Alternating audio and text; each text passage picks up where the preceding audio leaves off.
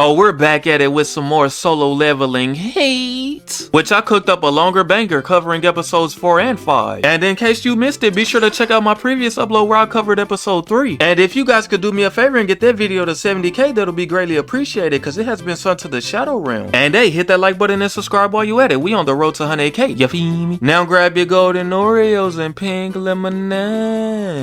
Them shits fire. Now on with the heat. So Jinwoo leaves the dungeon manager to collect 2 of the 3 ingredients needed for the elixir of life, and now needs to obtain the final item, the purified blood of the demon monarch. So he decides to level up even further and beyond before taking on the demon's castle again. But since he's still an E-rank hunter, he won't be able to participate in higher level raids. So he decides it's about that time to stop faking it and get his hunter rank reassessed. So Hyun Ki-chul from the 2nd administration team was in the Hunters Guild quarters wondering what potential members would they recruit. And as he's looking through the selection, he sees the goat himself and immediately called Baek-Yoon-ho talking about some he's here. That's all he needed to say. Bro didn't need a name or explanation to know who he was referring to. Cause there was only one man he was looking forward to meeting. You know how much aura you have to have for someone to have you so locked into their brain that the only time they want someone to hit them up is when you make an appearance? But bro had to make sure he heard that right and was like, say that again? So Ki-chul lets him know that the goat of MCs has stepped on the scene to be reassessed. And immediately Yoon-ho stopped everything he was doing to head over there. Meanwhile, Jinwoo is in the waiting room with 2 other guys who are also waiting to be assessed. And one about nervous as shit cause he needs to get his hunter's rank sorted out so he can earn money to increase the chances of his wife and daughter returning to him. So bro in front of him being a W man's trying to cheer bro up and was like, look around, as long as you're a D ranking up, the scouts from the guilds will tap in with you. As long as you're not an E rank hunter, you can eat good. I'm talking spaghetti on a golden platter. So Jinwoo gets called in to start his assessment where he placed his hand on a black crystal. And as expected, an error occurred. So she's like, hold on now, could you try it again, but got the same results. So the chief pulls up nose fat as shit and she lets him know that no matter how much she tries, the system will not let her evaluate him. Bro's like, goddamn woman, and tries for himself but to no avail. He's shocked as hell and was like, this is no error, it's saying he's too much of a dog that he can't be assessed. So she's like, what do you mean? So he tells her he has more magic power than can be measured with a machine, which means he's the 10th person in the country to be an S rank. And panning on the other side of things, Woo Jin-chul was talking to Choi Jong-in, which Jong-in mentions the Red Gate incident and the outsider who was participating in the White Tiger Guild raid who ended up defeating the boss, and wants to know what Jin-chul knows about the guy. But bro stood on business and was like, I indeed was there, but not the entire time. So Jong-in points out that there's commotion going on in the lobby, which bro's like is most likely an awakening making a fuss after being assessed. So Jin-chul heads to check it out and bro's like, I'm tagging along, I'm curious on what's going on.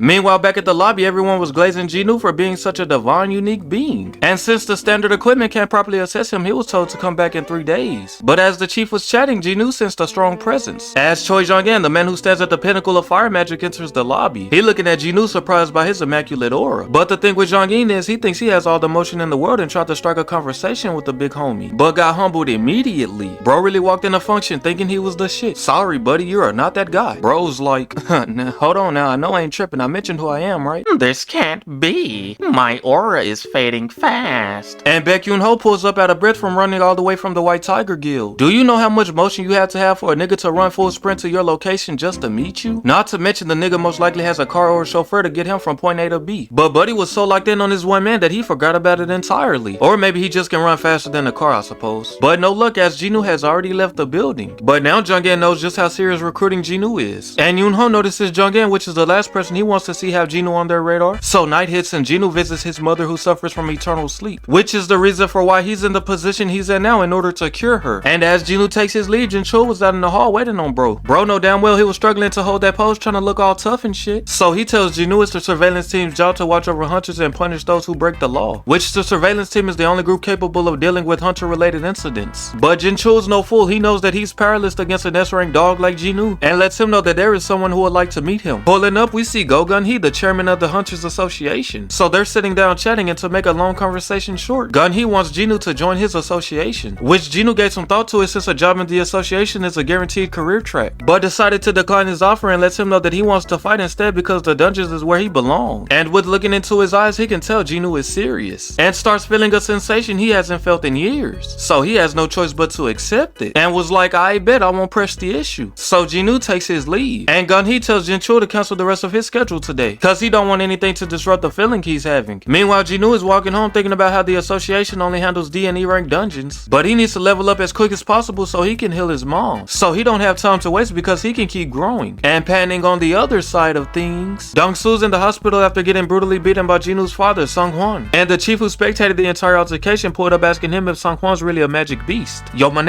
you almost made me get out of character with your Irwin looking ass. You see this? The dude tore my auras off with his bare hands, straight beast activity. I'm officially cooked. My aura has been stripped. I cannot walk the streets of America anymore. Yeah, the hoe's not gonna love this, sir. Who asked you, Irwin? Well, my name is... Quite frankly, Irwin, I don't give a fuck. You really about to make me crash out. Well, I gang, focus on your recovery. Wait, hold on. Where is he? The command center is tracking him down, but the way he violated you, there's no way they'll be able to bring him in.